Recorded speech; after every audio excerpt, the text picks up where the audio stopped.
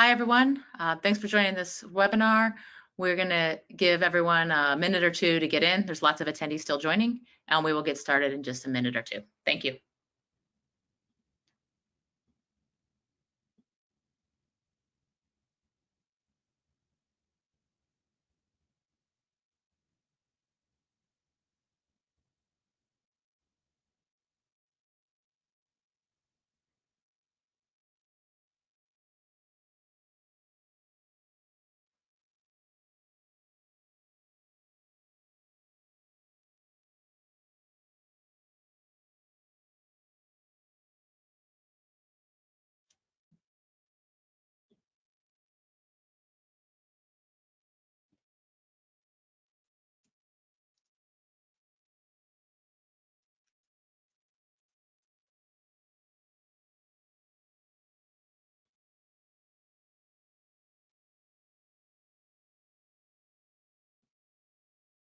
Hi, everyone. If you're just joining us, we are giving everyone a moment to get on this webinar, and we will get started in 1 to 2 minutes. Thank you.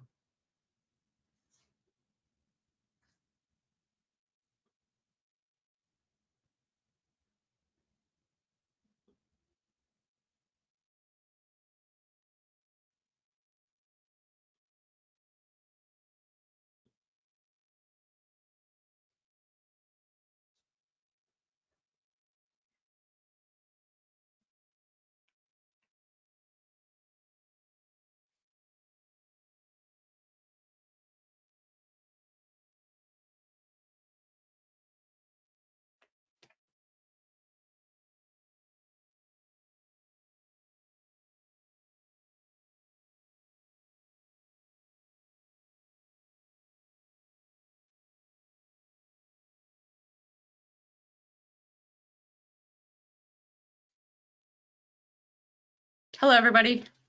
Welcome to our webinar, Gain Control of Microsoft Teams Chaos. Joining us today are Joel Oleson, Microsoft MVP, and Bob Bobel, a hybrid expert and founder and CEO of Cayosoft. A couple of housekeeping items before we get started. If you have questions, there is a questions tab in the control panel. Please put your questions in question, not into chat. We will answer as many questions as possible at the end of the event. We'll answer as many questions as we have time for. This event is being recorded, and you will receive that recording later in the week. With that, I'm going to go ahead and turn it over to our speakers today. Hey, thanks a lot, Mandy. Hey, this is Joel. It's great to virtually connect with everybody.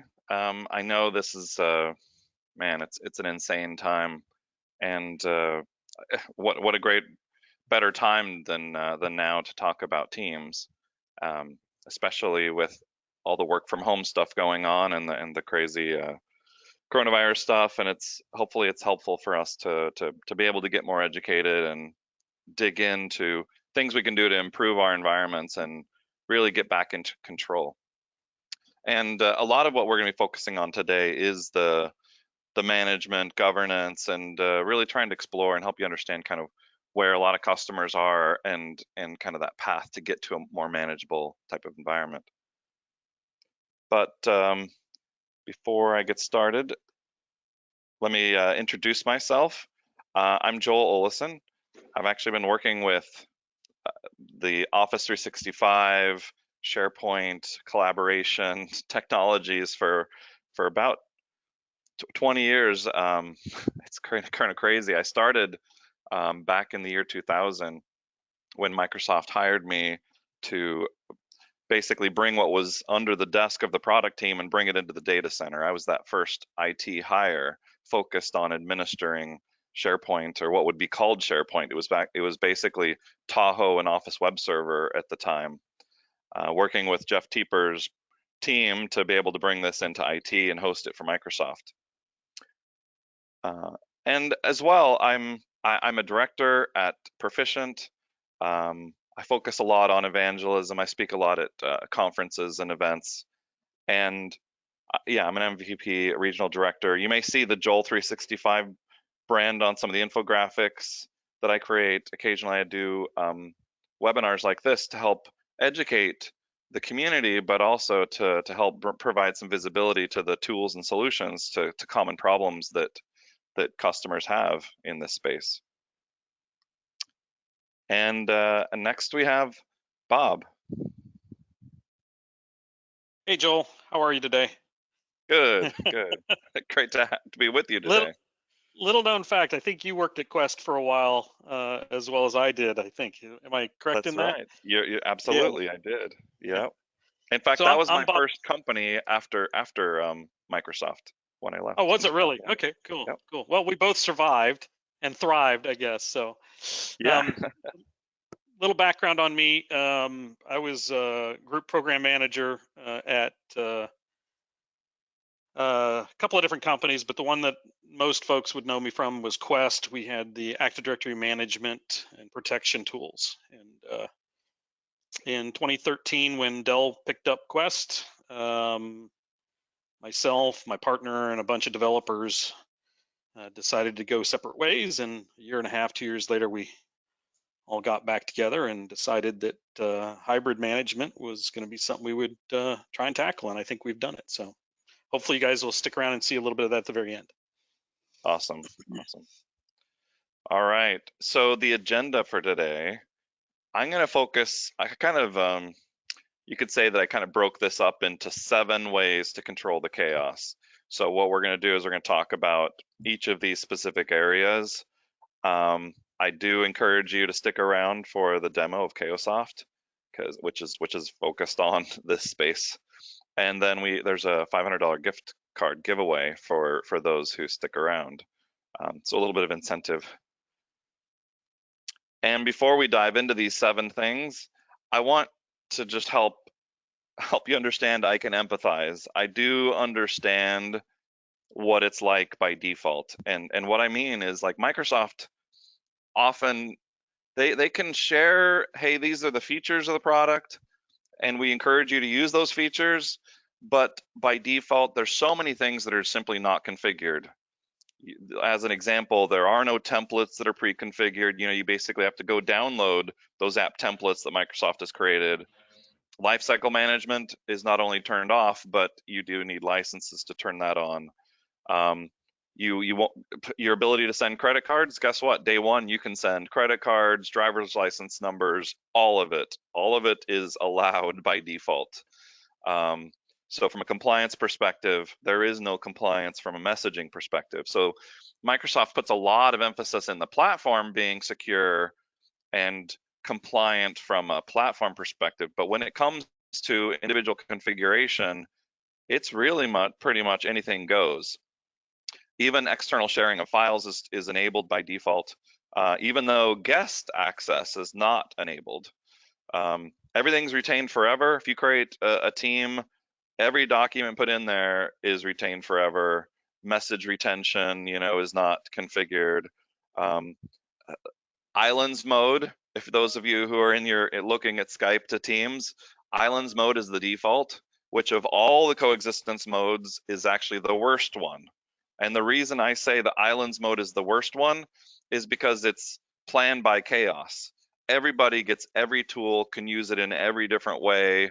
So you may have some users sending messages through Skype, and even though you may prefer to use the Teams interface, it's going to pop up in Skype on your machine. Even though you may never want to use Skype anymore, it's going to just pop up in Skype. It's chaos. The quality of service isn't configured.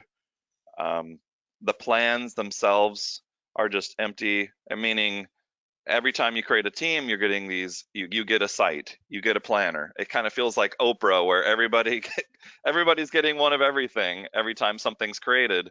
And there are like 6 different ways or more that you can create these groups that contain teams, that contain sites, that contain plans. And then there's the mailboxes that can provision for all these things. It's this idea of chaos is kind of a annoying. So it ultimately leads in, well, what about Yammer and the contrast between Yammer and Teams, and depending on which way you create the group. I'm not going to dive into that side of it so much, but I think it's important to understand that the default configuration, if you don't know what you're doing, if you don't spend a little bit of time around these 7 key areas, it's herding cats, and trying to get back to this state of a little bit of control. Well, we want to dig in a little bit on that. So hopefully that kind of sets the stage for, I understand it's chaos. Everybody can create everything. There's so much that's out there. So let's dive in on these 7 things. And the first one being Skype to Teams. So the first thing I want to just mention, this is an infographic that you're seeing here on the screen, one that I put together that helps tell this story, this analogy that of the iceberg. And you may have heard this iceberg analogy a lot, but this idea of when you look out at the water, you're on a boat, you're looking out and you see an iceberg. Don't know if you've ever been to Greenland. I'm a traveler and I've seen some amazing icebergs. When you see an iceberg, there is so much of what you see that's actually above the water. But if you see a ton, I've seen these like castle looking things above the water, the monolith that must just be below the water to support that, you have no idea just how big these things are. So when you start talking about this analogy of the iceberg, Skype has calling, chats, and meetings. It's pretty much what you see is what you get. But when you talk about Teams, there's really a different thing going on where, yes, you have calling, chats, and meetings, and a lot of the people who come from the Skype world, they're so focused on the telephony situation. And then there's also this, it's an application platform, it's a bot platform. There's integration with SharePoint and OneDrive from a storage perspective, but it doesn't end there. You can integrate it with Box, you can integrate it with Citrix or Google Drive. There's this whole tab integration with the Power Platform and being able to add the Power Platform integration, and hundreds of apps that you can actually add, plus connectors where you can build your own. It's really this really rich platform. So there's that side of it, of really understanding Teams. There's a lot more to going on with Teams than you had with Skype. And then there's the coexistence side of, hey, you're trying to migrate. It's not like a SharePoint migration or a file share migration where let's move from here to there. It's really this question of coexistence, and how do you train your users? What about the client on the desktop? What about the mobile client? How do you introduce key users and build a community so that you can move from Skype to Teams? And Teams only mode is really the goal. But how to get there? Yes, there's this islands mode where it's basically you got everything of on both sides, people who prefer to use Skype and people who prefer to use Teams. You really don't want to live in that situation for very long because it is chaos. Really, the preference would be to pick one of these other modes during coexistence if you can't go directly to Teams. That Skype for Business for collaboration and meetings, or Skype for Business with Teams for collaboration. So basically looking at those other modes as a preferred coexistence path to get to Teams only mode. Now, I would say probably one of the most important things for those who are kind of greenfield getting into Teams is a focus around provisioning. There are a lot of options around provisioning and trying to decide what you want to do. There is a link here below that talks about this kind of quick start focus around provisioning and what you should and shouldn't configure. I'm going to give you some practical advice. By default, everybody has the ability to create teams. My recommendation is not to go with that one unless you're a small shop, where, hey, let people, we're going to educate them on this, and then anybody can create these. In SharePoint land, a lot of companies, Microsoft being one of them, hey, if we need a place to share our files, anybody should be able to create that kind of place.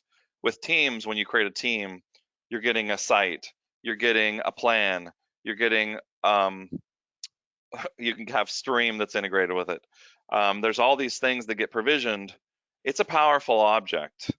And if you don't have the ability to do lifecycle management, or you're not doing that, you're going to end up with a ton of objects. It's going to be confusing. People are going to have, hey, I'm on 10 different teams, but really we only use 1 or 2. And you don't want that kind of situation. That's the chaos scenario. So I'm actually going to give you in this next slide a little bit of recommendation around what your day forward plan should be. So these are some kind of key conversations. Hopefully this is the one that kind of lights you up, where it's like, yes, this is what I've been looking for. So the first question is, who can create it? So who can create a team? Who can create a site? Who can create a group? Should we be able to create them from Outlook? Should we be able to create them from Teams? Should we be able to create them from, all these different ways? What about help desk? I think the help desk scenario is actually a good one, especially where people are used to going through help desk for provisioning, and it can actually make sure that people do have thought through this, that there is some business justification. The other approach is, hey, if we know the structure of our organization, we know what the physical teams are, we can actually seed with templates the creation of teams based on department. In fact, we can hook those into hubs on the SharePoint side from a search perspective. There's a lot of, hey, let's plan out some information architecture for these things. And if we're actually planning this out, you can actually leverage the naming conventions as well, where we add a suffix. So we can actually classify that this particular site is associated with this department from a visual perspective. Now, I'm not super big on those naming conventions, but if you do have the ability to do this because you have the Azure P1, then you can do the suffixes. Now, prefixes, I think, are chaotic, and it actually messes with the UI from a perspective of you're trying to find something and you've got to, prefixes are not the best experience for your users. And I don't need to spend too much more time on that. Guest access, like I mentioned, guest access is off by default. Well, what if you want to be able to leverage this for your extranet? They can be really powerful partners. But if you do that, I would highly recommend some classification where you say these sites, and maybe they actually do have a suffix at the end of them that lets you know that, hey, I'm dealing with an extranet site here. So as I'm working with it, I understand that this potentially does have external users on it. And Microsoft has done some work to make sure that you understand that there are external users on it. Expiration, huge fan of expiration, the kind of whole lifecycle feature set. You do want to, it does require Azure P1. I've got a slide later on that talks about licensing. Policies like classification, retention, sensitivity, the DLP for being able to decide who can send what in their messages. These do take some forethought. I've got some recommendations a little bit later on around recommendations on policies. Hubs, absolutely. I'm a big hub fan because the world is flat. So with the world being flat, everything being equal, is there some way that we can actually start to get search as an example that actually gives us scopes, essentially from a departmental perspective or from a line of business perspective? Our ability to actually have consistency from a templating perspective of these apps are on these departmental sites, or there's a common site design, or maybe there's a common little label or icon. There's a lot of kind of cool things you can do from a theming perspective. Maybe not that shows up so much on the team side, but on the SharePoint side.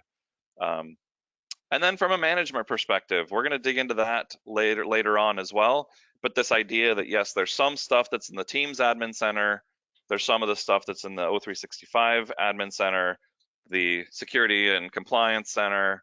And there's actually a really cool, there's adoption packs that Microsoft has built and more groups kinds of reports that are in the admin UI as well. So kind of a top to bottom list. I'm not going to go through all these, but essentially there are a number of security and compliance features. You want to do e-discovery or compliance around callings and meetings, or you want to set up legal holds on users. This is where, when you start comparing Teams to something like Zoom or GoToMeeting or Cisco Teams, you'd notice a huge difference in terms of the compliance and work that Microsoft has actually put into the security options. But a lot of these are simply not used by most companies. And a lot of that is because they're just not turned on by default. But again, Microsoft doesn't own your business. It doesn't know what kind of compliance requirements you have. So it does require some plans. In fact, I'm a real big fan of the information barriers, which is one of the newer security and compliance features, where you can basically say, this part of the business can't talk to this other part of the business. Maybe it's the people who are in finance can't talk to the people who are managing the stock, who are actually doing the SEC requirements and so on. You don't want them to actually understand the finances. You can actually set up these information barriers so that they can't even message each other or even see each other when inside their teams. Some pretty cool stuff.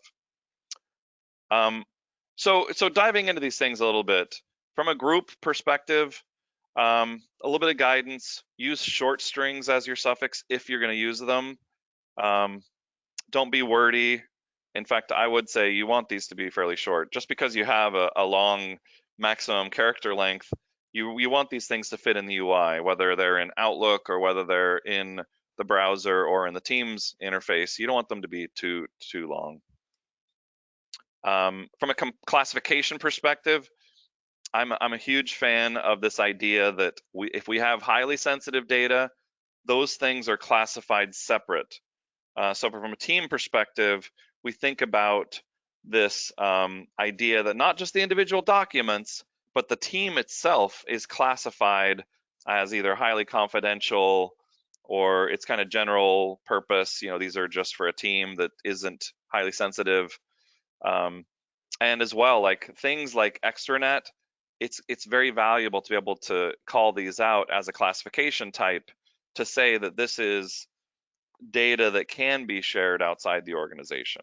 So one of the ones I like to create from a sensitivity perspective is FTE or FTE only, like full-time employee only.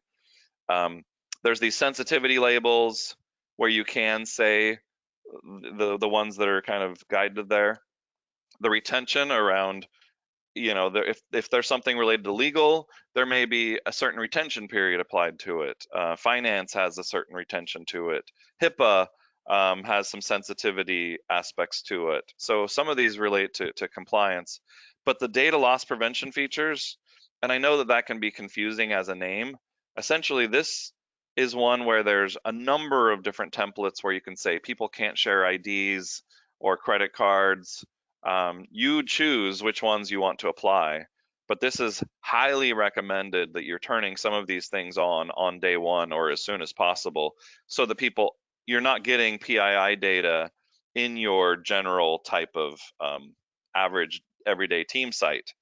You may have things like an HR one where it is highly confidential, but it's also where new recruits are sending a copy of their driver's license or a passport, and so on.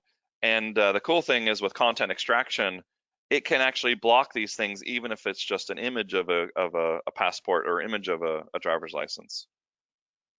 So this idea of highly confidential, general, public, you can come up with whatever you want to call them, but I do recommend this idea of this group of teams are sensitive, and what you can do with those as an example is you can even say these are not, people can't just join them, and you can even make them private to where they don't show up in a directory. They don't show up in interfaces where people are looking for teams to join. So basically they're hidden. And there's things you can do with PowerShell essentially to unhide them or to make them less sensitive. But especially as it relates to things like private channels, by default, I don't think that most companies should start by using private channels until they've actually figured out what their policies are. They need to understand what sensitivity is before they start handing out these private channels as an example. You want to be able to have consolidated teams and keep them nice and tight. But if it's already willy-nilly Wild West kind of situation, you want to be able to say, this data is sensitive, this data is public, this data is shared externally with partners or with customers or whatever. So here's a kind of just a quick screenshot of what an example of leveraging data loss prevention. Here she's saying, hey, here's my credit card, my Visa number is this, and guess what? She goes to send it, this message was blocked. This is something not turned on by default. So if you want to have the warnings or the blocks, this is something that can be applied across Teams, SharePoint, and Exchange. So basically, they may say, oh, I can't send you the credit card via Teams. I'm going to jump into an email, which may even be less secure, and then they send them the credit card number that way. Well, maybe it's, hey, you can send your credit card, but you need to send it using this encryption key or leveraging this situation where it's a signed encrypted message, or it needs to be sent over a certain team that does have the compliance features turned on. You know what I'm saying? So there is a difference between external access and guest access. Like I mentioned at the beginning, external access is on by default. And this is, as an example, this is like, I want to send this file to an external email address. You can do that in using the share features as an example. But the guest access, where you add a user into a team, that's off by default. And that leverages Azure AD. In the Teams Admin Center, you can manage guest access and external access, and then you can go into the Azure AD to manage any of those guests you've added if you need to remove them later or whatever. And as an example, if you want somebody to be managing a live stream, like a meeting where they're going to join that, they do need to be guest. So depending on what kind of features you're leveraging the product, you may need to have guest access turned on by the team. And what's interesting as well is when you talk about managing guest access, it does need to be enabled for the tenant before it can be enabled on a team. So if you have it turned off for the entire tenant, no teams can use guest access. But if you turn it on, like enable the tenant to have it, it can then be enabled individually on different teams. But it's another example of why I like classification, where you can say anything that is classified this, we want to have this policy applied to it where it can prevent external sharing or whatever policies you want to come up with. And you could even use things like PowerShell to do additional enforcement. And this kind of just goes visually into this idea that a member can get into these groups, which then their data is stored in this team, which as an example, you have the OneDrive connected or the team that's connected or the SharePoint that's connected. If you have a guest, that guest is not with external users, they can share individual files, or if it's a guest, it's kind of restricted to the area that they're supposed to have access to. And one of the things you'll notice is guests, as an example, when you go in to chat with a guest, you actually can't share files directly with that guest in that interface, but you can chat with them as an example. Now, one of my favorite features that actually isn't enabled by default is the expiration policies. And so as an example, here you can see a team should be able to persist for 180 days. And then what'll happen at that 180 days is they'll get a 30-day notification that'll say, hey, if you don't renew this team will be archived and deleted, which also includes the sources that are associated with it, like the group inbox from an Outlook perspective, the SharePoint libraries, Teams, even Power BI that are associated with that. I'm actually going to jump into this interface just to show you what I'm talking about here.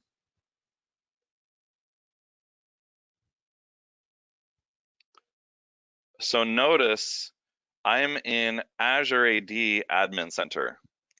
And I could probably navigate there for you, but just want to let you know this interface we were just looking at. We have a group expiration policy, and notice, look at this, it's grayed out. So I can't actually turn this on. The reason this is not enabled is because of I don't have Azure P1 on this tenant.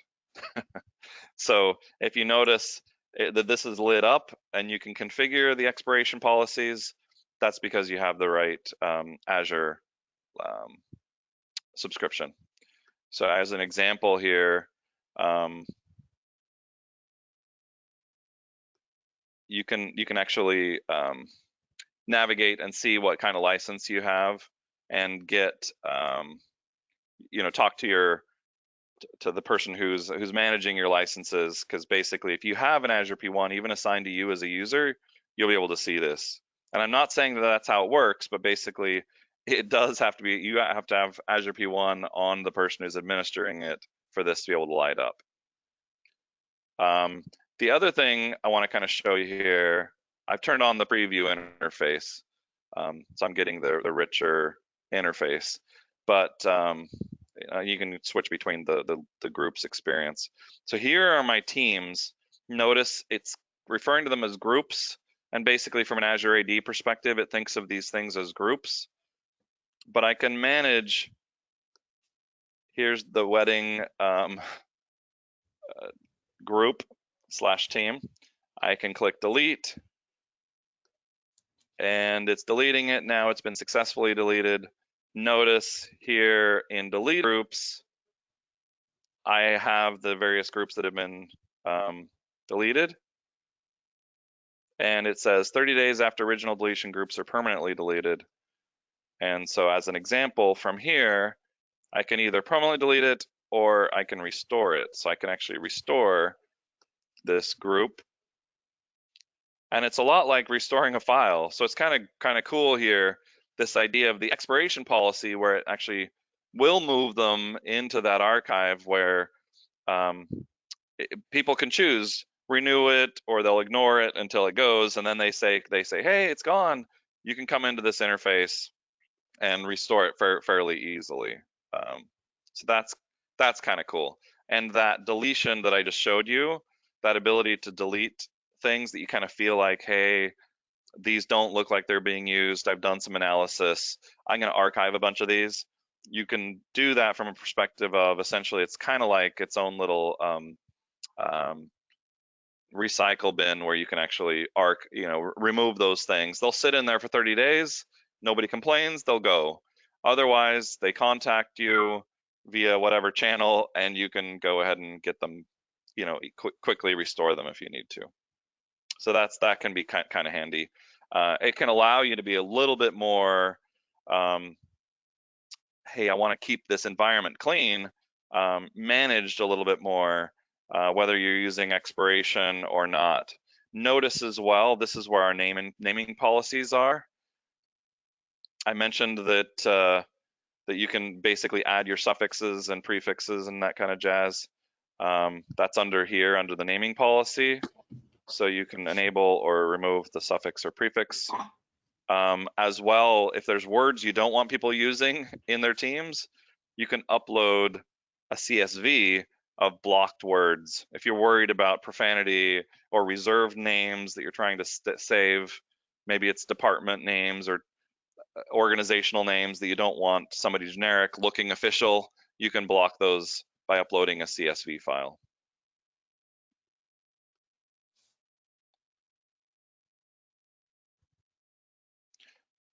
All right.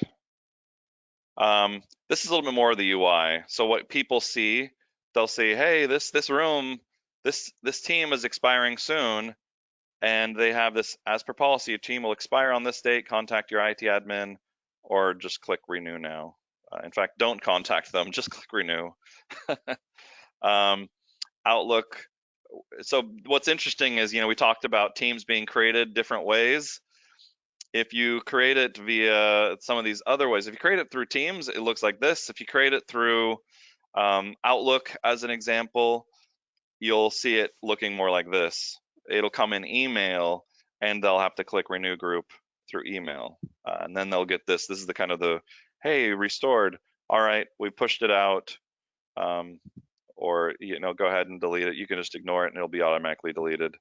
And this idea of the soft delete, kind of that idea that, hey, they go into that 30-day bin where they can then be restored much more easily through that interface. And if they're forced deleted after they're being in there, it takes further effort to be able to get those back, and those are kind of a pain. Network optimization. A lot of people, they were kind of forced into the situation. There are specific ports. You see the port ranges there, 3478 to 3481 across these various IP addresses. So you do want to make sure that that is good. And even quality of service. So without quality of service, you may see jitter or packet loss or delayed round trip. I'm not going to dig into this so much, but basically you can set up quality of service to ensure that the voice and video on your network is better. In fact, I think a very common problem is that people who are working from home, the network is forcing them to go back through work and then back out to the internet or back to Office 365 or Microsoft 365. What you want to do is you can actually split that with those domain ranges and say, hey, you know what? We don't need to go back through work through these various IPs for VPN. As an example, you can make those go straight. So you can basically do kind of a split tunneling strategy, and it'll improve performance. There are some dashboards. In fact, a new one just as of January 2020, there's a Power BI query template for this call quality dashboard. So then you can actually analyze the reports based on region and being able to get data that's happening on different subnets.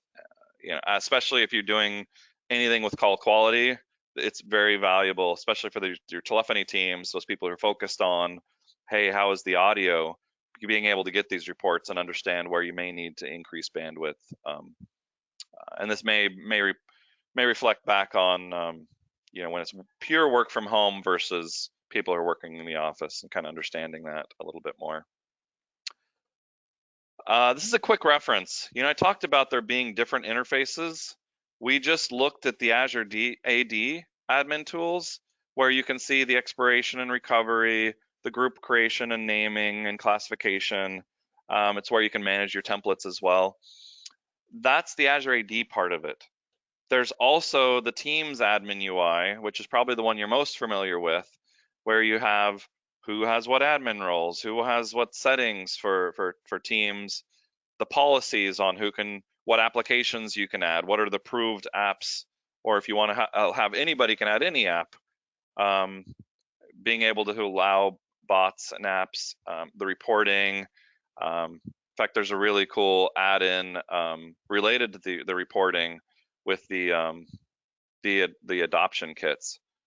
And then on security compliance, you have to actually go into the security and compliance admin interface to configure the DLP. Like if you don't want people sending credit cards, that's where you can configure that in your for DLP. And there is a difference between DLP chat and DLP files. So if people are uploading a file that has a credit card number in it versus it's in the message, you're going to notice on the coming up that there's a difference in licensing between the two. So talk about kind of confusing. Now, this is the Teams admin UI. So as an example, you can kind of see here across the board, owners being able to delete messages. That's an annoying one. Microsoft has that turned off on their tenant as a guest. If I post something, I can't put a joke in there or attack somebody, make sure they see it and then delete it. So when they go to report it, it's gone. Basically that ability for it to stay there, and the people who wrote it can't remove it. Anyway, there's a bunch of these kind of configuration around your messaging policies, the live events, the meeting policies, there's the apps, the voice, and so on. So a lot of that's right in the Teams admin UI. We looked at the Azure AD. admin UI, and you'll notice as well there is associated PowerShell to both of these, so you can administer it through the web UI or through PowerShell. And I mentioned I wanted to make sure you understand the licensing. I think this is one of the more confusing parts of this.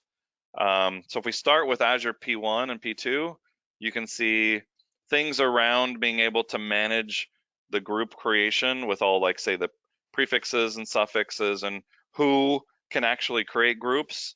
This idea of being able to say, hey, you need to be, one of my favorite things is this idea of you need to be certified as a team's admin before we can give you the rights to create a team. You're going to watch a video about security and compliance and being a good citizen, and we're going to train you for 5-10 minutes on how to manage permissions and what the difference between an owner and a member is, and what a guest and an external user and so on. Doing all your training, and you can manage that through the group creation piece. The E5 license, so we're talking O365 E5 or the Microsoft 365 E5, things like DLP in your chats, the information barrier feature that I talked about, this group versus that group can't talk to each other, that's also an E5 feature. Some of the threat protection features, and then the EMS. So as an example, if you have Azure P1 EMS, that gives you the information protection, being able to do things with mobile access management or mobile application management, or mobile device management. Some of those features related to EMS that can be helpful for teams too. And with that, how do you manage? You can manage through PowerShell. I'm noticing more and more admins are actually learning Graph API. I think that's pretty cool. But as well, there are third-party tools that can actually help you out. And with that, I'm going to hand it over to Bob. Hey, thanks, Joel. Appreciate it. I really like the previous slide too. It's like the treasure map that nobody knows where it is, right? That is a fantastic licensing treasure map. That's awesome. Absolutely. Just a couple quick comments on PowerShell and Graph. We work with those technologies quite a bit, and on the PowerShell gallery, there is from Cayosoft a free set of commandlets that make using Graph as a PowerShell administrator much, much easier. You still have to understand the reference architecture, the naming schema that they use, but it basically gives you get object, set object, remove object, rather than having to do web service API calls and all sorts of crazy stuff. So I'd like to mention that, and that's free. That was born out of a project that we worked with Microsoft on back in the day to create a set of Active Directory commandlets when PowerShell was brand new, and the directory team wasn't going to be able to get to it for a year or two, sometime around 2008, Windows Server 28, 2008. And then there also is a series of blogs that we're working on that describes how a PowerShell administrator would work with Graph directly to do things like add people to groups and remove people from groups, create simple users, things like that. So stay tuned. That's all part of what we provide free to the community as part of our commitment.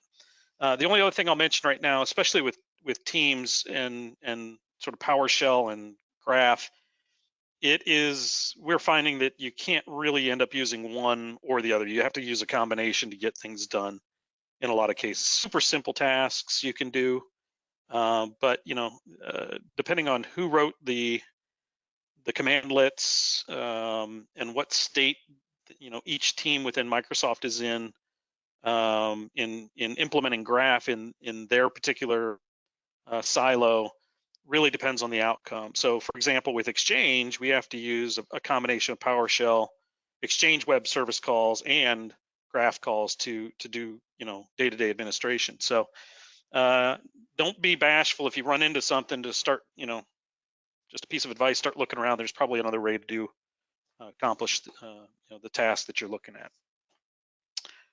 All right, thank you, Joel, for switching over.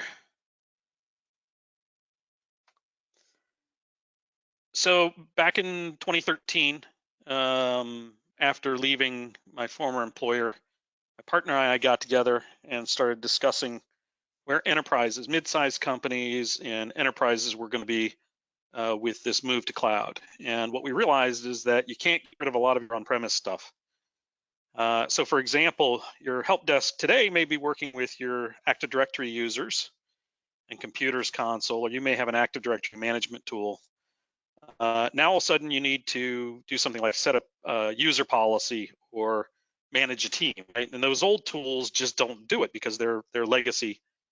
And we realized that was going to be an ongoing problem. So we have built a solution, an architecture, a framework, and a platform that allows us to do just that. So I've just shared my screen. And first of all, I'm going to make sure everybody can see it. For those of you that are having video problems, I apologize for that. I just want to let you know that we are going to send out a link afterwards, so you will have access to the presentation. So my web portal, this is Cayosoft Administrator. We have two products. One that is been in the market since 2013. That's at Cayosoft Administrator, the hybrid management portal that we have. And then we have another one that is releasing or being announced on Monday of next week called Cayosoft Guardian. I'm going to show you both of those very quickly. I actually didn't finish resetting my demo, so I was doing that right when Joel switched over to me. This is actually something I'll mention. We do a lot more than just user and teams management. What I'm actually looking at is a license optimization. This revolves around management of Office 365 licenses. Effectively, every night we analyze usage on a per user basis to determine whether the license that they have is being exercised fully or whether a different license might be appropriate. If we find that a different license is appropriate, we'll tell you which licenses we think you could go to save costs, and also to see if there may be a training issue, something like that you might want to address. A lot of companies are starting to do this. What they don't do is understand the full licensing model. So we actually go out and verify all of the components that would be required to migrate a user from, let's say, an E3 or an M3 down to an E1 or revoke the license entirely.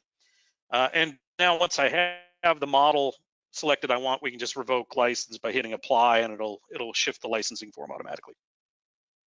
Nice little dashboards here. So part of the product is just to give you more information, more control. Less cats to herd, I think, is what I would say. So here I'm looking at my license optimization dashboard. We also have an Office licensing dashboard that lets you see at a glance sort of what your licensing status is. We have a dashboard that shows you cost savings, includes savings on licenses, and also by not having to do all those hybrid operations jumping back and forth. So anyway, that's kind of a quick tour of our dashboards, kind of an interesting little thing. The real power of this product is around day-to-day management, right? So for 20 years, your help desk or your IT teams were managing on a day-to-day basis, Active Directory, Exchange, SharePoint, all that stuff on premise. Now all of a sudden they have cloud components. And 70% of mid-size and enterprise customers have both. They're running hybrid. So to start off with, we had to come up with a delegation model that allowed you to have granular delegation. And we do have a set of roles, but a little bit different from the way Microsoft currently is configured with the Office side. You can manage from Active Directory or Office, and then you can grant somebody the ability just to perform one task. So for example, here I'm looking at 80 users, and I'll do a search. It's an ANR search, so it's pretty quick. You see I get back a bunch of folks. Let's look for Albert here. My sample account, we'll just look for Albert. That's pretty simple. This is Active Directory searches, right? So I can pick a user and then I can do tasks against that user. Now I'm a full admin, so I have all these tasks running down the side. I can look at the person's mailbox. I don't know where that is, on-premise or in cloud. I can click on their license. And what we just did is we resolved over the on-premise user to the cloud user and brought up the licensing for that. And now I can simply snap a checkbox and hit OK. And it will go out and figure out the proper path to set that license. We have all those workflows identified. We get a nice little confirmation, and off we go. I'll select that guy again. I can do other things. You'll see down here in the lower right, we kind of give you a quick picture of what's actually being used by that user. And this is new for us. This was introduced in our Q1 release. These are the team policies for that particular user. These are user-based policies. This takes a moment. I haven't used it, haven't had the system running for 20 some seconds or so. It looks like my Office connection's having some issues here. There it is. So for example, we have default values as they'd be set for the different policies that you might have, additional other policies, and we can totally control these. So if you only wanted to grant access to, for example, one of these to your admins, you could hide all of them and only provide that one. You could also show them all, but make them all read-only, etc. So we give you very granular delegation. And I want to just point that out as we go. So that's dealing with the Active Directory side. So if you're in a hybrid mode, that's great, super. You might not want to give everybody access to all the users, right? I'm looking across a number of different locations when I'm doing Active Directory searches. So then we also let you scope these down. So if I had somebody who is helping Teams policies just for a city, a local admin, here I'm looking at just the city of Columbus. I'm going to search, there's Albert again. If I expand that a little bit, you'll see that these are all folks that are in Columbus. And I won't get accounts like the administrator account, right? Those types of things I'm not going to see here. Pretty simple. And we can even take that a little bit further. So we have this delegation, ability to control what commands are granted, and the ability then to set up these areas of administration. I'm going to jump over here and show you what it looks like for a delegated administrator, not just a full admin. So here I'm logged in as Jimmy Buffett. He's an admin in my environment. You'll see he has access to the corp. You can think of this as the corp OU or an OU on premise in Active Directory. It could be anything. It can be based on an OU. Here I'm looking at just the corporation users. I'm not allowed to manage any groups or anything. And if I come down here, I'll see a different grouping that's just managing teams that belong to the engineering group. So much different look and feel. Notice all the commands are gone. I've only given them reset password for users, etc. So I can scope using these scopes, which we call admin scopes, and our roles. I can then determine what people can see and do within the environment. Now we do manage on-premise, but we can also manage directly against Office. So here we'll come down and look at active users. I'll do a quick search and you'll see I get the Albert account here as well.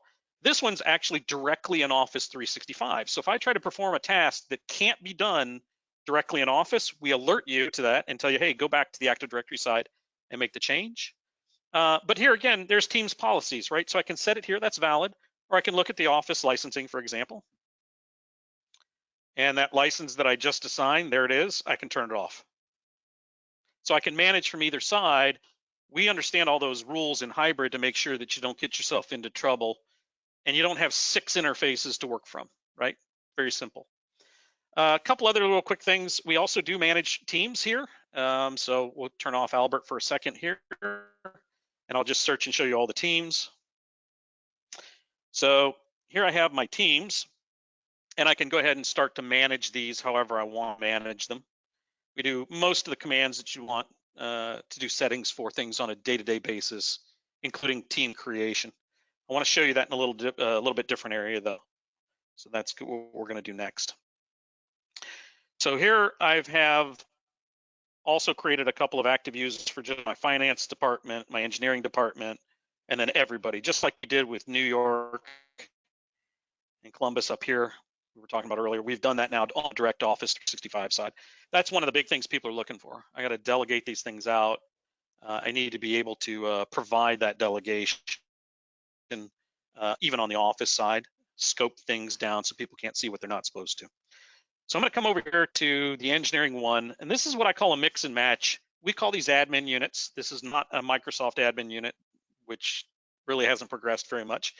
But here I have an Active Directory hybrid user view for my engineering users. And these engineering users are all over the place. So I happen to be looking at the first 10 here are in Atlanta, but I know that Albert Einstein is in Columbus. He's an engineering user. So I'm only looking at people who are in the engineering department. Kind of cool. And we can do the same thing with teams, right? So here I have my teams that are related to engineering. And so when I do a search, I'm only going to see my engineering teams. This is not self-service, by the way. We do have that. We'll explain that and attestation after the fact.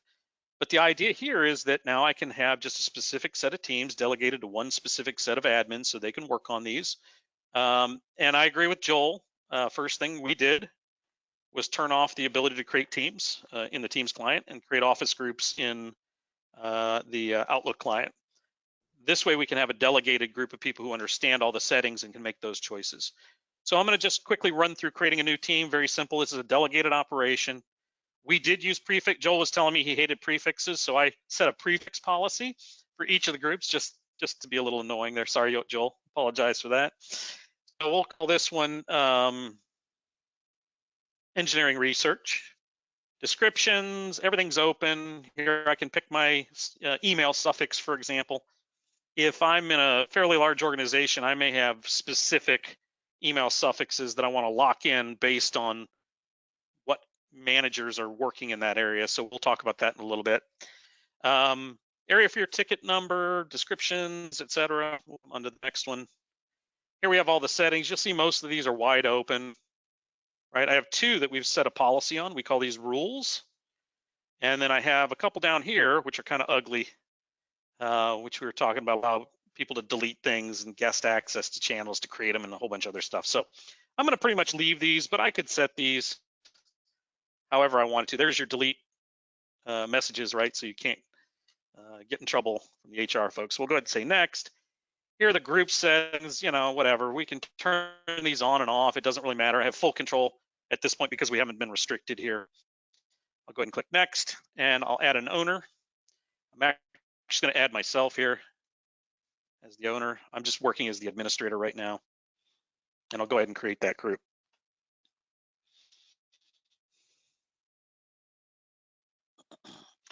So the group is getting created. The team is then being assigned and all those other things that happen just like you do in your normal interface. And fairly quickly, you'll see a new team show up here. It takes a second. Microsoft will reconcile it in the background. Once it's provisioned, we'll start to see it. So while we're waiting for that, let's go take another quick peek here. Let's look at engineering global. Let's go to this collaboration one. So I'll go in here and we'll look at the properties of this. So I mentioned that we do Teams user policies. By the way, we also do all of the other policies like litigation hold, all those types of things as well. Pretty much any of those lockdown things that you want to do, we're gonna provide. And you may have just seen a little flash there at the bottom. You'll see why that's important here for a minute. I mentioned we weren't really locking these things down, right? So now I have team settings, which I might not want people to be able to change. Maybe I'm allowing to mess with guest permissions or the deletion option. So once we've determined that there's a potential issue, we'll go ahead and let this just sort of fire off.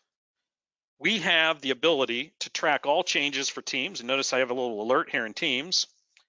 And what this is, it's a different product. It's our new product called Guardian, and it's showing me where I potentially have issues that I want to keep an eye on. And here it warned me that one of the settings that I'm worried about for this team, collaboration team, was changed, potentially inappropriately. So I'm going to go ahead and click on this. It's going to load our Cayosoft Guardian tool. Again, this is a service owner type tool. So we're looking at being able to back up and recovery for team policies and team settings and individual teams. So here it's telling me that these were changed, and I realized these are maybe not correct. I didn't have anything preventing people from doing this, and I find now, oh, wait a second, I have a problem. So I'm going to go ahead and just restore those, and it's going to roll them back for me automatically. And you'll see here in a minute, it'll go ahead and change those back. It takes a couple of seconds, but it's now, there's my original warning, and it's now reverted that change and set it back. So I can actually sort of track the whole process here in Teams. This also works for roles in Azure. It works for privileged groups on premise, et cetera. Pretty good stuff. So let's close this, and just a quick picture over here. I'm now looking at the same product, Guardian, and I've actually filtered this a little bit differently, so I can actually see all the changes made to global engineering or other teams, users, groups, and this works both on-premise and cloud. It's really a protection recovery tool and allows me to roll back those changes. Plus, as Joel mentioned, if you delete Office groups, you get them for 30 days. There is a switch you can throw, however, if you're using scripting that does a hard delete. We even recover those or recover them past the 30 days. So let's just jump back over here to administrator. Do a quick refresh. Let's look at what we did to enforce some rules to prevent those things from happening. So here I have a group for finance group, and I've implemented a series of rules within our product to prevent some of those things that I had a problem with in the past. So for example, I still have my unique name generation. By the way, these are, we use masks for those. If you use the standard match mask format, whatever the heck they call that thing, name escapes me for a minute. You can pretty much have naming conventions and unique name generation any way you like. I've locked down the suffix. I made this a private team. And when I go into a team in this group, I've also set up a role and a rule that controls those attributes that we didn't want, specific attributes we didn't want changed. So I'm looking at the compliance reporting. Come over to the teams, you'll see I've locked those down so they can't be changed. All right, so now I have full control over every button, switch, etc. All right, so last thing I'm going to show you, we do have self-service for teams. So you can delegate out to your end users and control the whole process just like I would for my day-to-day users. And we also have attestation reviews. So rather than just setting an expiry date, you could say once a quarter, my compliance auditors want all the finance folks to review their teams, make sure the memberships are accurate, and then sign a compliance statement. So I'll just take a look at my pending tasks. And here I have a bunch of different ones that I've been asked. We'll take the one I was just looking at. I don't know if this actually has memberships or not. We'll go ahead and check it out. We'll do the certification. Now I'm looking at description of the group, the team. Do I want to keep it? That's the first question. If I say to keep it, then we optionally can run through the compliance certification as well. So this basically is just a simple question. Do you still need this team? Keep it or remove it, or don't answer. If you don't answer, we have a rule in the background that will go ahead and flag it for further review by whoever is managing this process, or we can automatically archive it depending on what you want to do. So we'll click next. Here I'm asked, do I want to keep the membership? I can come in and check, remove this person, add this person. These are all the members of the team. I'm just for brevity going to keep all. I'll hit next, and now there's a custom compliance statement here that I can digitally sign. I'm the person who owns the team. I'm responsible for it. I know what we're using it for, and the people who have access to the data are the correct people. And now this goes into a report that I can hand to my security auditors or hand to my compliance auditors as a compliance control or security control to keep everybody happy.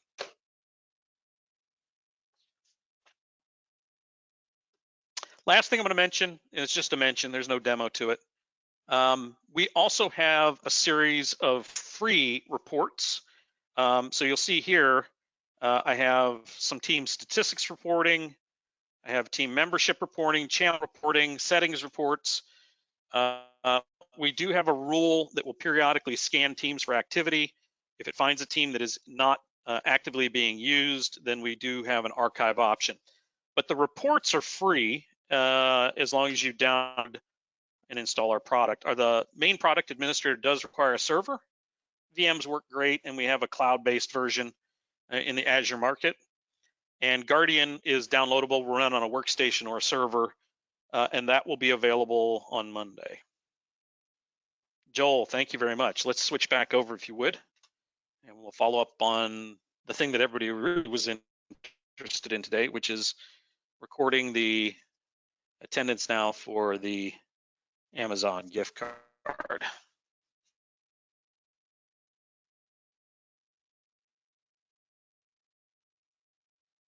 All right.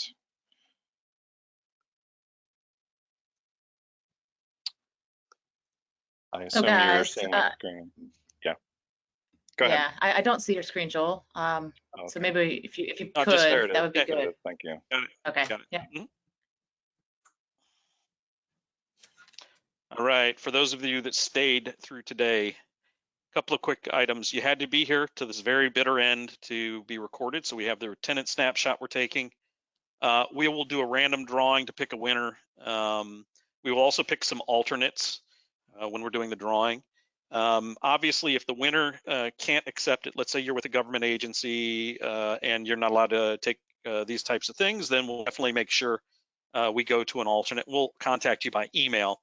Not valid if prohibited by law in your region, so let us know that, and we will notify you by email. If you're interested in whether this is going to be available after the fact, we will send out links to the recording, so stay tuned for that.